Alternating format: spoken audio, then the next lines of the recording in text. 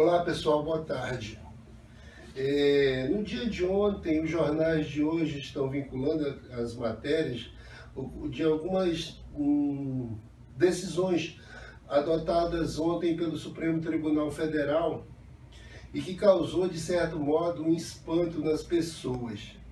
Alguns amigos me questionaram e eu gostaria de compartilhar com vocês alguns entendimentos, pelo menos meus entendimentos, do que ocorreu e do que vem ocorrendo nesses últimos dias e ao longo do tempo, principalmente depois do início da operação que a gente chama de Lava Jato, né?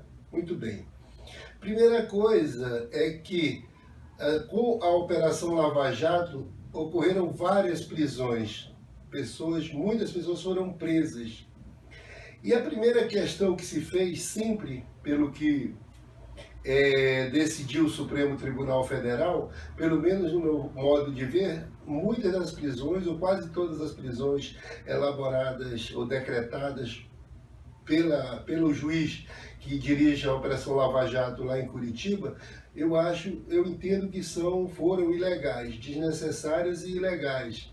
Claro, para esse sentimento que se abate sobre a população, muitas pessoas aplaudem, um bandido preso, etc, etc, etc.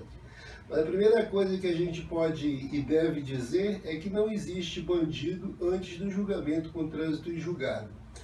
Nós temos uma lei, o Código de Processo Penal, que estabelece as hipóteses em que a pessoa pode ser presa preventivamente. São 4 hipóteses, basicamente, estão no artigo 312 do Código de Processo Penal. Primeira hipótese é para a garantia da ordem pública ou da ordem econômica. Se o réu continua, um acusado qualquer, praticou um ato considerado crime, que preliminarmente interpretado, tido como crime, tipificado como crime, e continuar praticando, pode ser decretada a prisão preventiva dele para a garantia da ordem pública, né, para que ele não continue praticando esses atos ilícitos. Também a ordem econômica, se ele prejudicou a ordem econômica, por exemplo, vem prejudicando o bom andamento da ordem econômica, continuou praticando atos que atentem contra a ordem econômica, pode ser decretada a prisão preventiva também. Outra hipótese, a segunda, é pela conveniência da instrução criminal. Se o réu vem dificultando a apuração por parte do Poder Judiciário da apuração da falta que lhe é atribuída, pode ser decretada também a prisão preventiva dessa pessoa. Outra hipótese, a terceira, é para assegurar a aplicação da lei penal. Se houver perigo da pessoa, do acusado, do réu, do indiciado, fugir do país, se ausentar do país, para se ver livre da aplicação da pena, também é outra possibilidade. Finalmente, a quarta hipótese que pode caber, pode ensejar a aplicação da prisão preventiva, é quando houver atendida aquelas 3 outras condições e houver prova da existência do crime. Então o crime tem que ter uma prova de que ele existiu, que foi praticado. E também indícios suficientes de que aquela pessoa contra a qual vai ser decretada a prisão preventiva é o autor dessas faltas, não é? Desses possíveis crimes. Então essas são as 4 hipóteses. As hipóteses, na verdade, são 3. A última é o fechamento de tudo isso, né? Tem que haver a prova da existência do crime e indícios indícios que apontem para uma determinada pessoa como sendo o autor dos crimes, não é? Do crime que é atribuído, ou dos crimes ou do crime. Muito bem. O próprio Código Penal estabelece que a pessoa presa preventivamente deve ser julgada, se ela estiver presa, em 81 dias, se estiver solta, em 120 dias. Né? Mas, geralmente, não há maior escândalo no julgamento que ultrapassa 120 dias a pessoa estando solta, obviamente. O que caracteriza o abuso, começa a existir abuso se a pessoa com 81 dias de prisão não venha a ser julgado. O Supremo Tribunal Federal sempre entendeu que o excesso de prazo com a pessoa presa gera abuso, e o abuso tem que ser corrigido com a soltura da pessoa que se submeteu aos ditames do Estado e ficou mais de 81 dias presa. Muito bem, esse é o panorama geral para a decretação da prisão preventiva de uma pessoa. Muito bem, eu vou dar um salto para depois voltar a esse tema, não é? O que acontece, como é que é formado o Poder Judiciário? O Poder Judiciário, ele tem praticamente dois degraus, vamos chamar assim. Os juízes que julgam individualmente, cada juiz espalhado pelo país, ele decide solitariamente, só ele decide uma determinada causa que lhe é submetida. Quando esse juiz, após esse juiz decidir, se houver recurso, vai para um tribunal. E os tribunais, todos eles, são órgãos coletivos, ou seja, são formados por vários juízes. Não é? O Supremo Tribunal Federal, que é o que nos interessa no caso, é formado por 11 ministros. Não existe uma decisão definitiva do Supremo Tribunal Federal tomada por um único juiz, por um único ministro. Os órgãos são colegiados. Muito bem, o próprio Supremo Tribunal Federal, composto de 11 ministros, que é o pleno, que a gente chama, o Tribunal Pleno é composto pelos 11 ministros, mas ele também é dividido em duas turmas, cada uma formada por 5 ministros. Um deles, que é o presidente, não participa das turmas, porque, muitas vezes, quando ele só vota praticamente quando é uma decisão plenária dos 11 ministros, que há um empate, né? Ele sempre dá um voto de Minerva lá. Se empata 5-5, ele decide para um lado ou para o outro. Então, assim funcionam os tribunais. Mas, quando chega uma causa que o juiz decidiu em primeiro grau, que é levada ao tribunal, é sorteado um relator. Dentre os 5 ministros de cada turma, um deles vai ser o relator de um determinado caso, certo? Então, no caso da Lava Jato, inicialmente o ministro que dirigia a Lava Jato foi o falecido ministro Teori Zavascki. Ele que avalizou todos os atos tomado pelo juiz Sérgio Moro em Curitiba. Era ele que chancelava as decisões do juiz Sérgio Moro, porque os casos julgados em Curitiba, todos eles praticamente deveriam ser julgados pelo Supremo Tribunal Federal. Mas houve uma certa, vamos dizer, um fatiamento e algumas causas foram mandadas para Curitiba. Então, quem preside a instrução no Supremo Tribunal Federal é o relator. E ele, ministro Teori, avalizou praticamente todas as decisões tomadas pelo juiz Sérgio Moro. Eu sempre questionei que algumas das prisões, ou a maioria das prisões decretadas pelo juiz Moro, são prisões arbitrárias.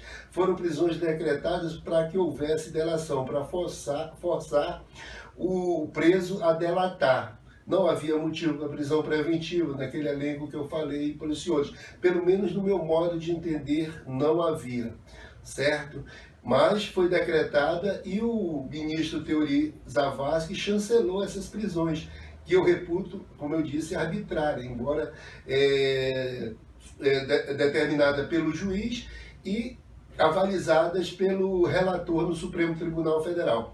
Pois bem, quem decide no tribunal, quem dirige um processo no tribunal perante uma das suas turmas, é o relator. Ele que toma as iniciativas, ele que instrui o processo e que decide, toma aquelas decisões necessárias ao andamento do processo, aquelas decisões emergenciais, vamos dizer assim. Mas o relator, ele não julga um caso em definitivo. Quando o processo está pronto para julgamento, está concluído, ele tem que levar a sua turma para que ele e os outros 4 ministros decidam a situação do réu, condenem ou absolvam, né? Se houver 3 votos pela absolvição, será absolvido, ou 3 pela condenação, será condenado a pessoa, não é? Então, os ministros, o ministro relator, que é muito importante, pois ele que organiza o processo, que colhe provas, etc., ele não decide definitivamente. Algumas decisões ele toma porque são necessárias, mas terá que ter a chancela do plenário do Supremo, do plenário não, da turma, às vezes do plenário também, mas não é o caso, não vamos adiantar esse assunto agora. Então, o que fazia o ministro Teori Zavascki? Sempre avalizou, sempre chancelou as decisões do juiz Sérgio Moro, quando ele decretou várias prisões. Muito bem. Sempre houve protesto do ministro Marco Aurélio e outros ministros quanto a essas prisões, porque não havia a Constituição. A nossa Constituição garante que a pessoa só é considerada culpada após o julgamento com trânsito em julgado. E isso não ocorreu em nenhum caso. Então, se não é culpado, não caberia prisão, pois não estavam presentes aqueles 4 requisitos que eu disse, que eu falei aos senhores.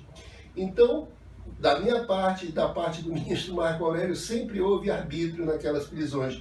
Na maioria das prisões foram decretadas arbitrariamente, pois não preenche os requisitos legais. Mas tudo bem, havia ou há no país um certo, vamos dizer, não vou nem falar em clamor popular, que não é de todos, mas há essa sede de sangue, de certo modo, por uma justiça que ninguém sabe que a justiça, a pior injustiça, é a justiça sem observar o caso concreto, né? Mas há esse sentimento e sempre houve um apoio a isso, a essas decisões. A imprensa sempre apoiou esse arbítrio por parte do ministro Teori e do juiz Sérgio Moro nessas prisões, né? Prisões que eu reputo arbitrárias na maioria das vezes. Muito bem, mas foi passando e a gente foi convivendo com isso. O Supremo nunca decidiu colegiadamente sobre essas prisões, não é? Não tinha decidido. Muito bem, o ministro Marco Aurélio, como eu disse, sempre criticou essas prisões. Ocorre que agora, recentemente, o ministro Marco Aurélio acaba de soltar, de devolver, de cassar uma decisão que tinha afastado o senador Aécio Neves do exercício do seu mandato de senador, não é? Então, as pessoas viram nisso tratamento não isonômico. Por que prendem tantas pessoas em Curitiba e de repente se solta o Aécio Neves e um ex-deputado Loures, o homem da mala? Pois muito bem, causa essa perplexidade, mas como eu disse, cada ministro, dos 11 ministros, cada ministro relator que dirige um processo, ele pode tomar aquilo que estiver de acordo com a sua consciência. E a consciência do ministro Marco Aurélio é libertária. Ele sempre propugnou por isso, pela liberdade. Ele é um advogado da liberdade. Então ele entende que somente após uma condenação a pessoa pode ser presa. E no que ele não está errado, ele está certíssimo. Agora que o ministro Marco Aurélio agiu corretamente, parece que ele que agiu errado. Não, o erro, no meu modo de entender, vem lá de trás com as prisões decretadas pelo ministro Sérgio Moro, repito, pelo juiz Sérgio Moro, e chancelada pelo ministro Teori Zavascki. Aquelas prisões que estão erradas, não a do ministro Marco Aurélio. Mas para as pessoas, principalmente porque na primeira fase, ou na fase lá da Lava Jato em Curitiba, foram presos pessoas basicamente integrantes de um único partido político, e os seus adversários achavam isso muito bom, então se chancelava isso com a opinião pública também. Agora que começou, houve prisão de outros partidos, de pessoas de outros partidos, As pessoas acharam que estaria sendo equilibrada a justiça, estaria fazendo justiça para os dois lados, como se diz. Mas não, quando o ministro Marco Aurélio solta, as pessoas dizem, está vendo, soltou porque é de um outro determinado partido. Mas não é isso, o ministro Marco Aurélio agiu de acordo com o que sempre pregou e a coerência que ele sempre teve nas suas decisões, em favor da liberdade, no que ele está completamente certo. Primeiro que a hipótese de afastamento de um senador do exercício do mandato não existe. Aí as pessoas vão e dizem, mas um outro senador, Delcídio, foi até preso, realmente.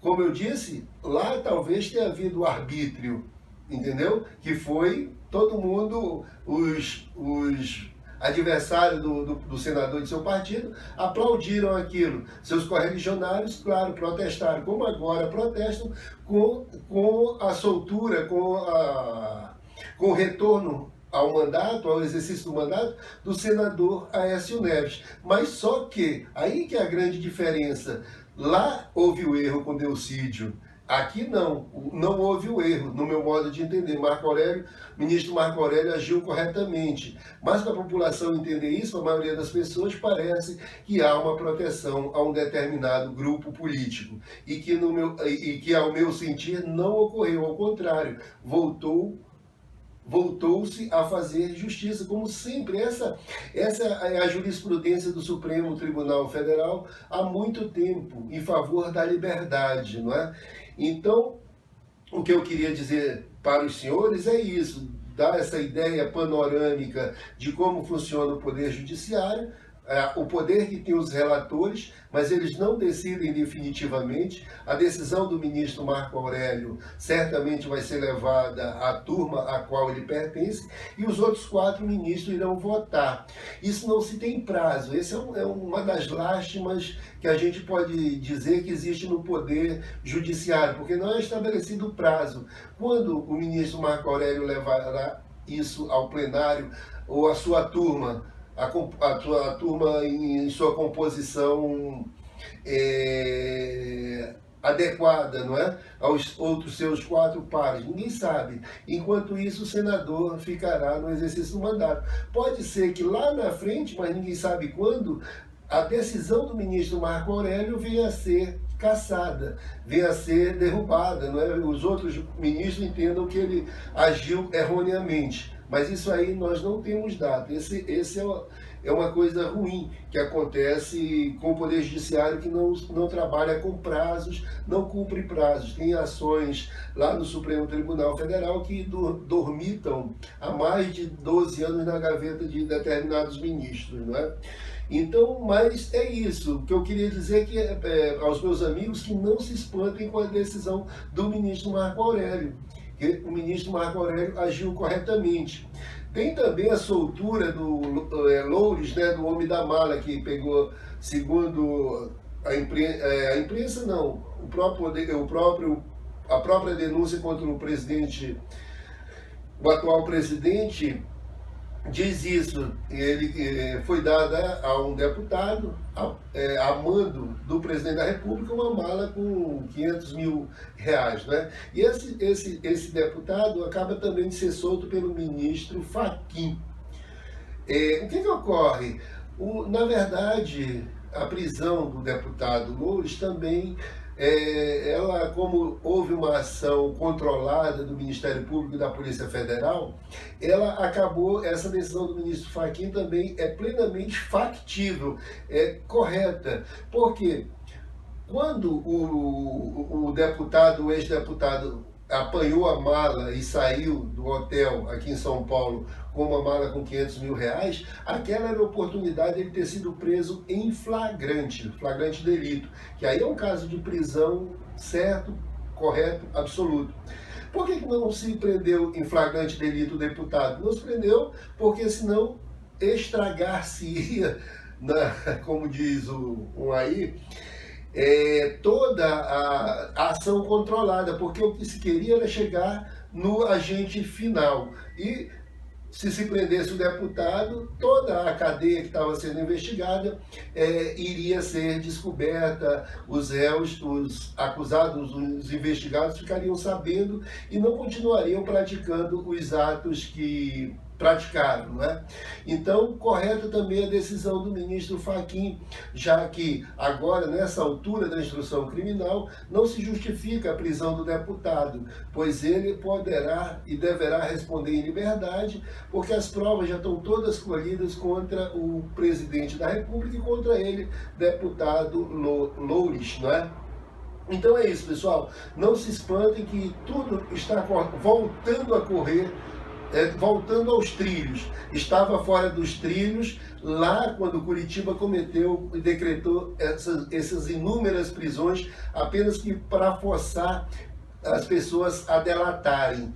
Não é? Agora não, as coisas estão voltando para o trilho e como deve ser num país que quer ser civilizado. As pessoas têm que ser julgadas. Eu até ouvindo uma música do Erivelto Martins, lá dos anos 30, 40, eu nem lembro, 50, ele diz que primeiro é preciso julgar para depois condenar. Então o sábio, o poeta já sabe disso, o sábio popular sabe disso. E a justiça muitas vezes comete arbítrio com aplauso de muitos, mas que foge totalmente à sua finalidade.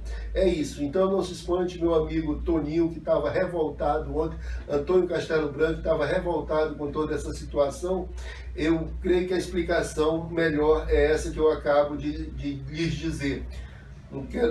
Como sempre, o debate aqui está aberto, não sou dono de verdade, na verdade não sei de nada, ou sei muito pouco, mas quero colocar a minha opinião, é a minha opinião. Se você tiver a sua e for mais abalizada, diga lá, coloque aí que a gente troca ideias. É isso aí, pessoal. Tchau.